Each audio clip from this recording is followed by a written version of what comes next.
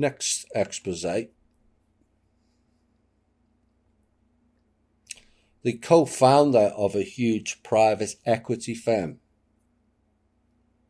sent an email this week to Jared Kushner and other Trump administration policymakers seeking to relax rules on the coronavirus relief money in a way that would benefit the company, according to sources familiar with the matter.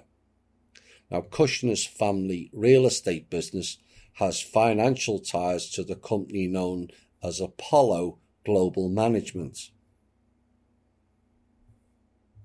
Now, someone close to Kushner said there's nothing remarkable about the receipt of the email from Apollo co-founder Mark Rowan, born in and 2, Leon Black, born 2, and Joshua Harris, also born 2, were the co-founders of Apollo Global Management.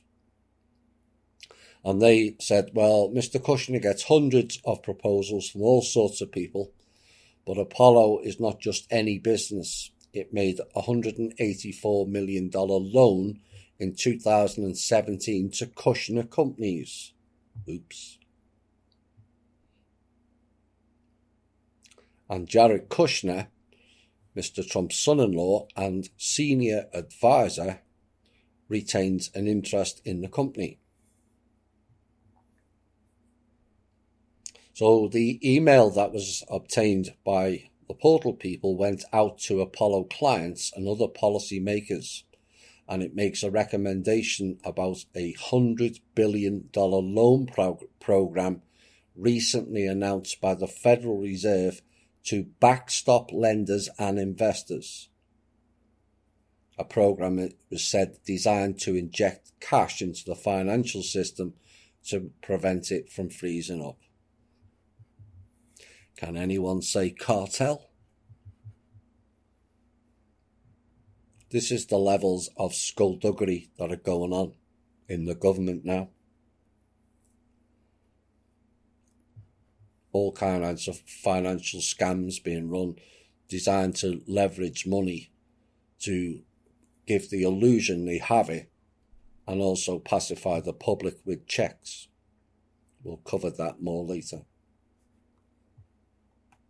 Kushner, like Gates, needs to be dealt with.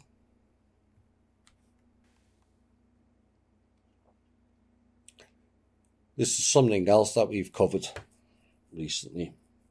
And American gasoline demand has collapsed as stay-at-home orders keep drivers off the road following the pattern seen in the hardest hit parts of Europe. Now, sales at retail stations were down 46.6% from a year earlier in the week ending March 28th. And the average station sold about 11,000 gallons, which is less than 2 tanker trucks worth. The gasoline demand plunge accelerated as government orders on staying at home became more widespread and dropping 30% in a week. Now, the loss of consumption in the US echoes that of Spain and Italy, which imposed some of Europe's harshest restrictions on movement. Demand there for gasoline was down about 85%. Refineries are cutting back production as fuel piles up in storage tanks. Again, we covered that. And in turn, pushing down crude prices. Now, globally, oil demand may shrink by as much as a third, according to some estimates. I would go further. And the national figures line up with the state-level numbers. And last week, a trade group in California reported a drop of 60% in combined gasoline and diesel sales in urban areas and 35% in farm markets from early March through March 27th. Trade groups in Texas and Florida reported big city gasoline sales down by at least a half. So what's this about? Well, you'll find out in the next piece also.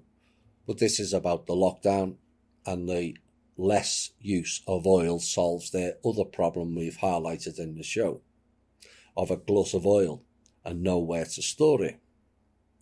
But that is a double-edged sword. And it's also another Ouroboros program they appear too stupid to see. So what's their latest to stop that? Well, here we go again. OPEC and its allies, known as OPEC Plus, aka Bush cartel, aka Mr. Netanyahu, aka Mr. Khamenei, and Mr. Obama. Yes, you all get the free oil deals and large brown envelopes, all four of you, out of Iraq and also Iran. Anyway, they agreed historic production cuts that will take 10 million barrels per day offline due to the coronavirus pandemic saps demand for crude. And it's got nothing to do with the coronavirus, and everything to do is no one's buying oil anymore.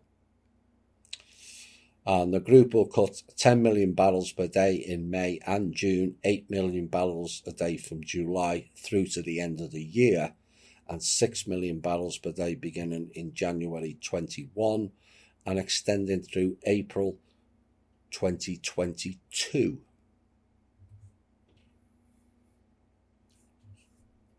And the agreement was not contingent on nations outside of OPEC Plus curbing production. They'll have no option. There's nowhere to store it and no one's buying it. And despite the record size of the cut, oil prices moved lower again as investors feared it would still not be enough to combat the, here's that word again from the media, unprecedented demand loss from the coronavirus. I guess they all read the same script.